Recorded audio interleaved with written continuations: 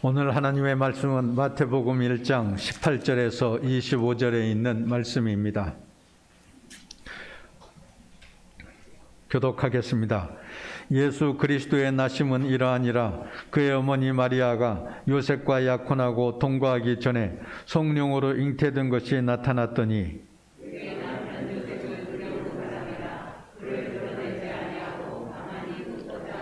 이 일을 생각할 때 주의 사자가 현몽하여 이르되 다윗의 자손 요셉아 내 아내 마리아 데려오기를 무서워하지 말라. 그에게 잉태된 자는 성령으로 된 것이라.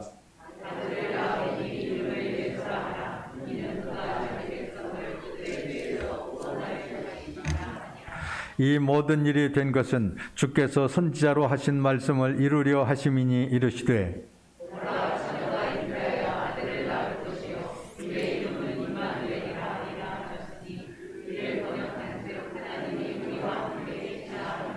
요셉이 잠에서 깨어 일어나 주의 사자의 분부대로 행하여 그의 아내를 데려왔으나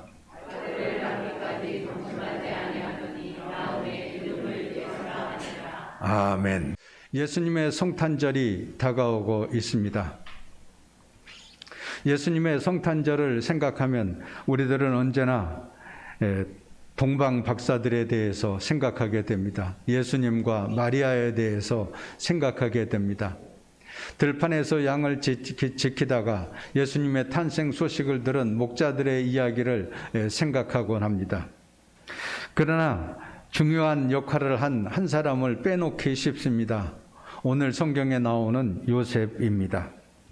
요셉의 도움이 없었다면 예수님의 탄생이 온전히 이루어질 수 있었을까 하는 생각을 가지게 됩니다.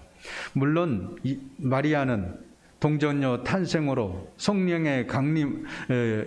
성령으로 잉태된 것이 나타났고 성령으로 잉태되어 해산하셨기 때문에 남편인 요셉의 도움 없이도 얼마든지 예수님의 성탄은 가능했을 것입니다.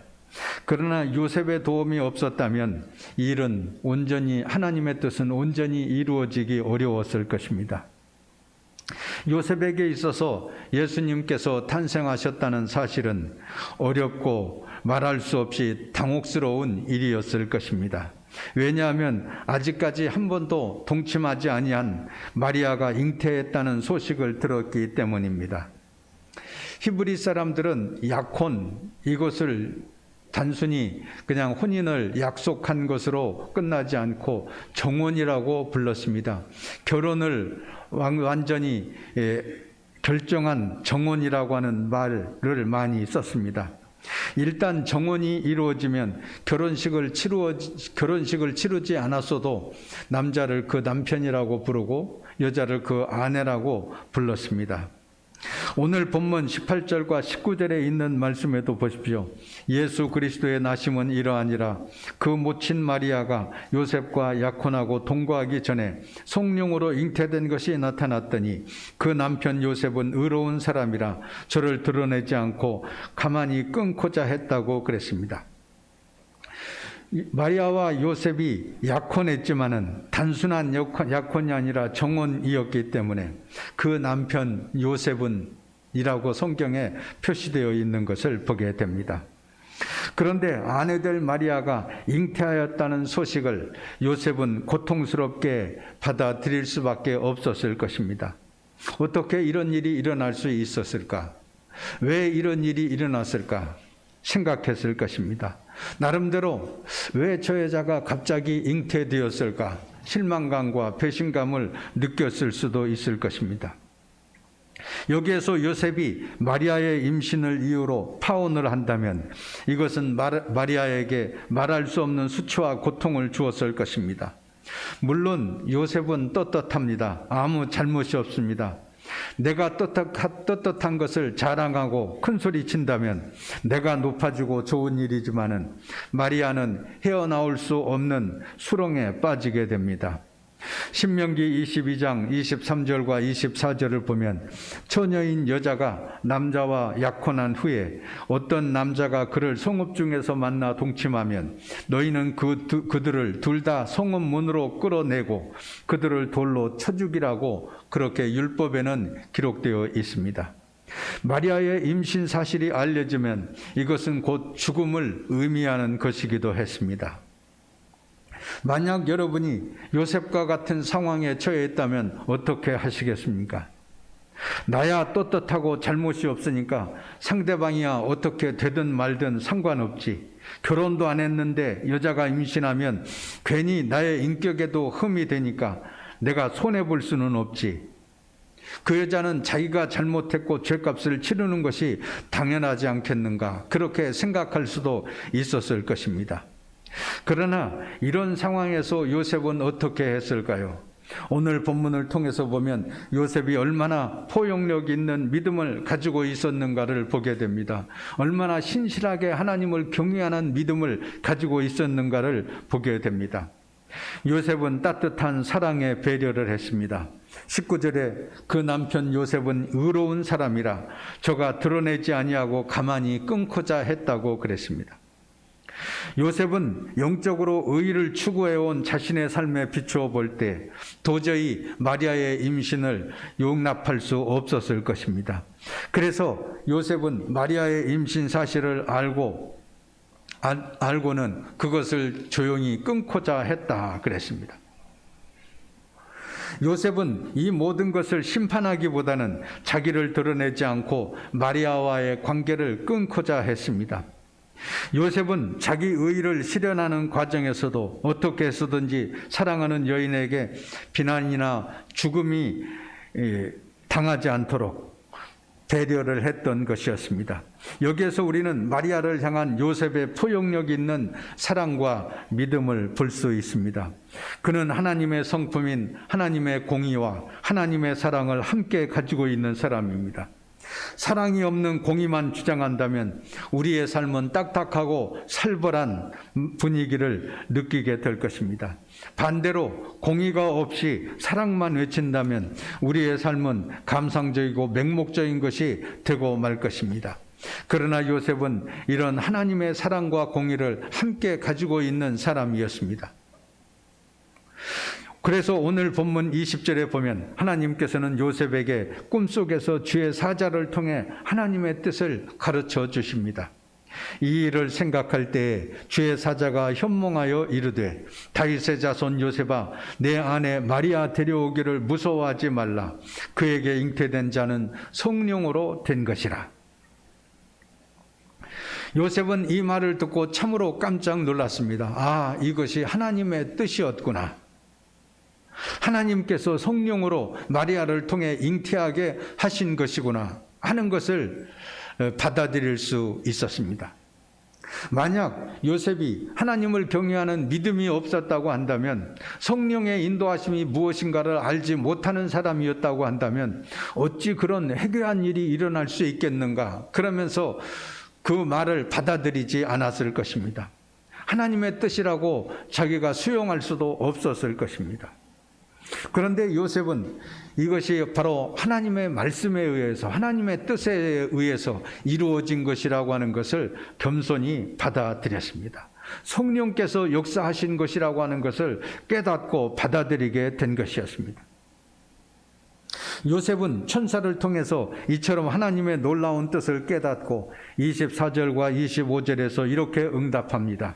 요셉이 잠에서 깨어 일어나 주의 사자의 분부대로 행하여 그 아내를 데려왔으나 아들을 낳기까지 동침하지 아니하더니 나음의 이름을 예수라 하니라 그랬습니다.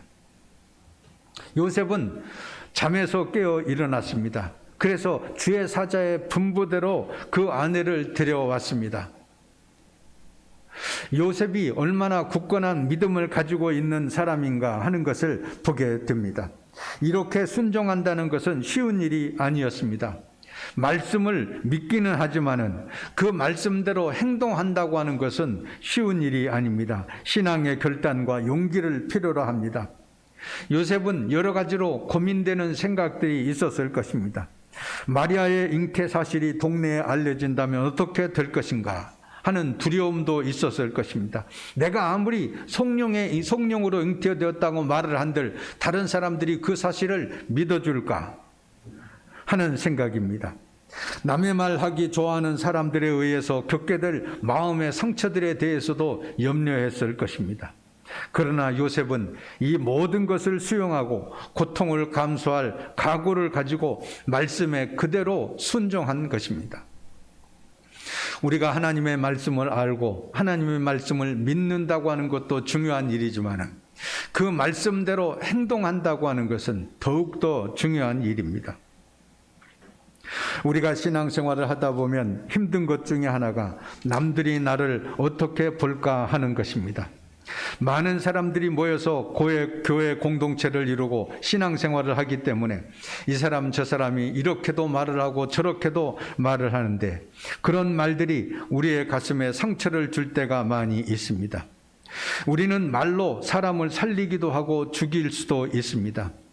우리는 이 세상 사람들의 말에만 귀를 기울여서는 안 될 것입니다. 요셉은 사람들이 어떻게 말할까, 나의 상황, 나의 입장을 보고 어떻게 판단할까, 그것에 연연하지 않았습니다. 하나님께서 말씀하셨기 때문에, 성령으로 말씀해 주셨기 때문에 그 말씀을 믿고 나아갔던 것뿐입니다. 요셉은 그의 마음을 넓게 먹었습니다. 상대방이 나에 대해서 비판적인 눈으로 보고 또 어떤 말이 오고 간다고 할지라도 이겨낼 수 있는 믿음을 가지고 있었습니다. 요셉은 하나님의 말씀이기 때문에 그 말씀만을 믿고 나아갔던 것이었습니다. 우리가 살다 보면 여러 가지 많은 말을 들을 수도 있습니다. 그러나 아무리 많이 들어도 우리가 들을 것은 듣고 안 들을 것은 버리면 되는 것입니다. 회개할 것은 회개하고 고칠 것은 고치고 해야 될 것이 있으면 하고 배울 것은 배워야 하지만은 버릴 것이 있다면 쓰레기통에 그것을 버릴 수 있어야 됩니다. 요셉은 포용력 있는 믿음을 가지고 있는 사람이었습니다. 그래서 아내 데려오기를 두려워하지 아니했습니다. 남에 대해 따뜻한 사랑의 배려를 하는 믿음을 가지고 있었습니다. 그래서 마리아와의 관계에서 그 마리아를 하나님의 말씀에 따라 그의 집으로 데려올 수 있었습니다. 말씀에 순종하는 믿음을 가지고 있는 요셉이었습니다. 성령의 인도하심에 따르는 믿음을 가지고 있는 요셉이었습니다. 그래서 하나님께서는 이런 요셉에게 큰 복을 내려주셨습니다. 이 세상에서 가장 멋진 아들을 갖는 복이었습니다. 나의 사랑하는 아들이 온 인류를 구원할 메시아 구원자가 되는 복이었습니다. 보라, 처녀가 잉태하여 아들을 낳을 것이요 그 이름을 임마누엘이라 하리라 하셨으니 이를 번역한즉 하나님이 우리와 함께 계시다 함이라. 이것이 얼마나 놀라운 은총입니까? 임마누엘 예수님을 아들로 두는 복을 받았습니다. 하나님께서 나와 항상 함께 하시는 임마누엘의 축복을 누릴 수 있었습니다.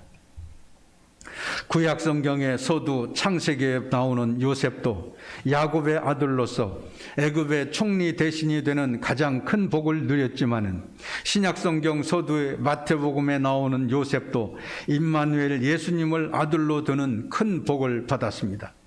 구약 성경에 나오는 요셉도 자기를 죽이려고 했고 고생하게 만들었던 형들을 용서하는 포용력 있는 믿음으로 복을 받았지만 신약의 요셉도 아내의 예기치 못한 임신을 하나님의 뜻으로 받아들이는 포용력 있는 믿음으로 복을 받았습니다.